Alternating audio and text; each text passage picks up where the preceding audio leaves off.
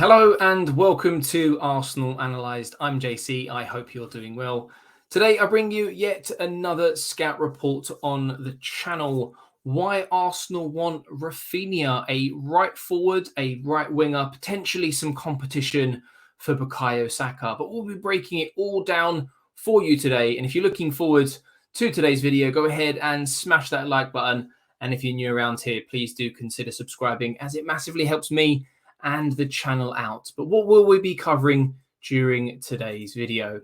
First things first, we'll be looking at the basics, the player profile, of course, before heading into looking at his heat maps and movement from the seasons past, crunching some numbers whilst comparing him to other Arsenal players in that wide position, before finishing up with his strengths, weaknesses, and how he compares across Europe in those top 5 leagues and competitions. So without no further ado, let's jump into things.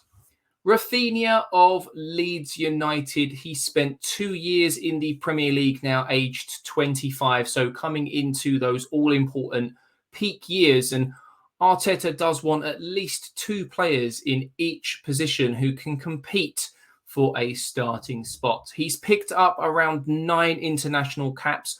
Whilst he does feature for the Brazilian national team, I wouldn't say that he's a mainstay. Predominantly playing on the right wing, using the left foot as more of an inside forward, very similar to Bukayo Saka, although he's just as comfortable on the right side or even playing as more of a second striker. 5'7", with his contract running for at least 2 more years. So a little bit of negotiation power sitting with Leeds, and rumours are said that they want somewhere in the region of 40 to 50 million pounds, and Arsenal not the only club interested in the player, who's had an impressive season considering how poor Leeds were in the second half of the season. But having a look at his heat maps, no real surprises if we have a look at the season gone and the one prior. All of that deep red on that right hand side. Yes, whilst the majority of it is in the opposition half, he's no stranger to those defensive duties, having played in a Bielsa side that like to play on the front foot. Yes, there was a change of manager in the second half of the season for Leeds, but predominantly playing on that front foot. But Bielsa makes his players work.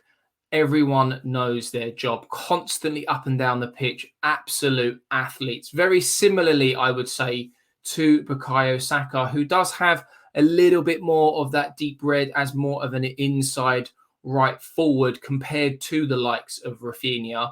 But if we have a look at Bukayo Saka's 2 seasons ago heat map, there is a little bit of activity there on the left-hand side, very similarly to Raphinha. So it's nice to see that these players are very, very versatile. And as I've mentioned in previous videos, Arteta does seem to want to target players who can play a multitude of positions, not someone who is just limiting themselves to one role.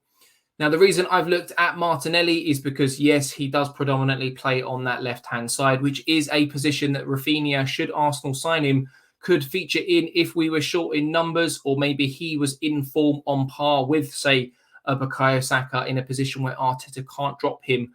We need to make sure that we can replicate that sort of movement and attacking threat down that left-hand side, which we can see in some of the heat maps provided on screen. If, however, we look at the stats from the last Premier League season, some really interesting numbers. We won't go through them all, so by all means, pause the video and go through these at your own pace. But as per normal for you regular viewers, you'll know that the numbers in white are over the course of the season, and those in yellow are the averages over 90 minutes. Now, all 3 players on screen have recorded some good numbers. Martinelli could probably have featured in a few more games.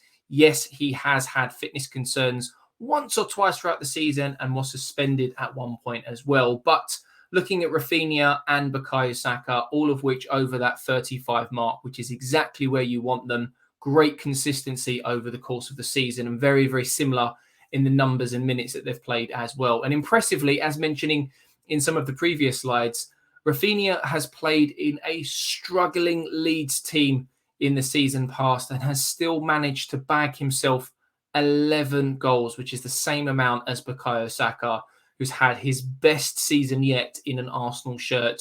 Also recording 3 assists in the process, 7 yellow cards. He's a bit of a hothead at times, and one of his weaknesses can be discipline, which we'll highlight and look at in the next slide. But as we go into the per 90-minute category, again, some really, really impressive numbers, recording at least 2 shots on average per 90 minutes. 40% of those are on target. So there or thereabouts compared to the Arsenal wingers. 33 passes on average per game, 69% pass completion rate, which does need to be an improvement. Again, highlighted as one of his weaknesses, and we'll touch on that more in the next slide. One thing that I do like, though, is that he does create on average 2.1 chances for colleagues per game, so on par with Bukayo Saka and better than Martinelli, who did have a fantastic season in an Arsenal shirt. 5 crosses, which is the highest on this list. We do know that Arsenal like to get the ball into the box, so to bring in another winger who is very good at connecting those crossing balls is only a positive, in my opinion. Not quite on par with the success rate of Bukayo Saka, but he is getting that ball into the box more often than Saka, for example. Dribbles completed per game, the highest on the list in terms of per game, 4.6. But Gabriel Martinelli, being the energetic, direct character that he is, has the best completion rate at 56%. But it's not a million miles away from where it needs to be in Raphinha's case. In terms of doing that dirty work, Raphinha is no stranger. Whilst he does have the least amount of aerial duels at 1.7 per game, he also has the highest success rate. We do know that Martinelli with the highest at 3.1, but also the lowest success rate. He does like to get himself involved in those aerial duels. That breakthrough season that he had under Emery, for example, he scored quite a few goals with his head. So the quicker we can get him back on that level, the better, in my opinion.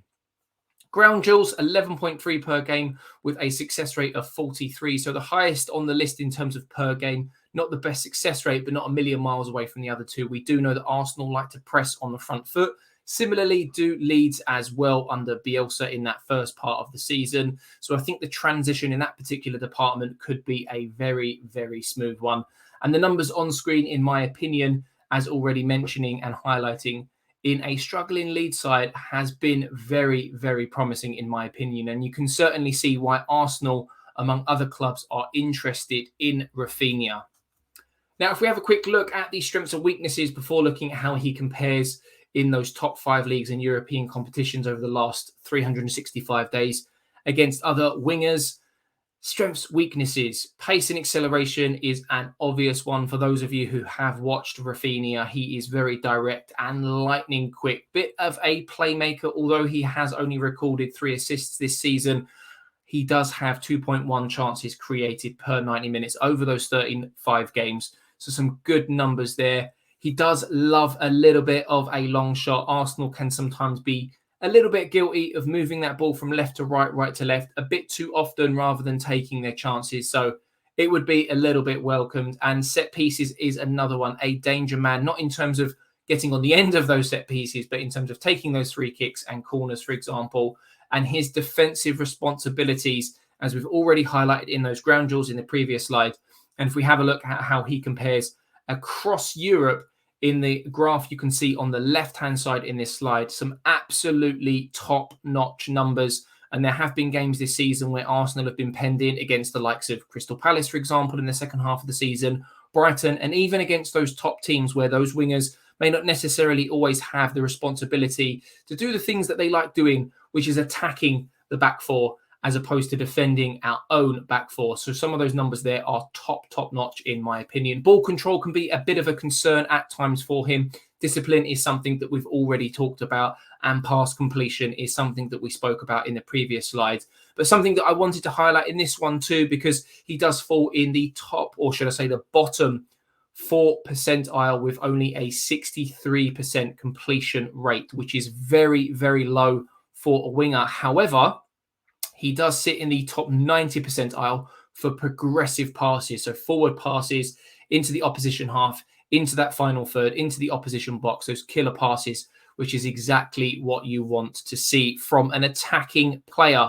But if we have a quick look at those defensive numbers, pressures, 17 per 90 minutes in the top 60 percentile, 1.67 tackles, 1.33 interceptions, blocks 1.82. Top 91% are some fantastic numbers there. You can see, obviously, those in green are much better than those in the slightly reddish, purpley type color. But if we have a quick look as well at those top numbers, non-penalty goals over the course of the last 365 days, 0.22 over 90 minutes, top 47 percentile. That could definitely be better, but no strangers to taking a shot. 2.6 per game, top 78 percentile. We won't go through them all, of course, otherwise this video will be about 20-25 minutes long, but some very, very good numbers there. And just like in previous slides, feel free to pause at this point and go through them at your own leisure. But I think this video has certainly highlighted why Arsenal, among other clubs, are interested in the player. Will he cost 40 million? Will he cost 50 million? A high price tag for a player that could be backup or cover to Bukayo Saka. So we'll have to wait and see. Let me know down in the comments below. Should we go for Raphinha or should we be looking to go for someone else? If you have enjoyed today's video, go ahead and smash that like button. And if you're new around here, please do consider subscribing, as it massively helps me and the channel out. But for now, I'm JC and I'll catch you in the next one. Stay safe and take care.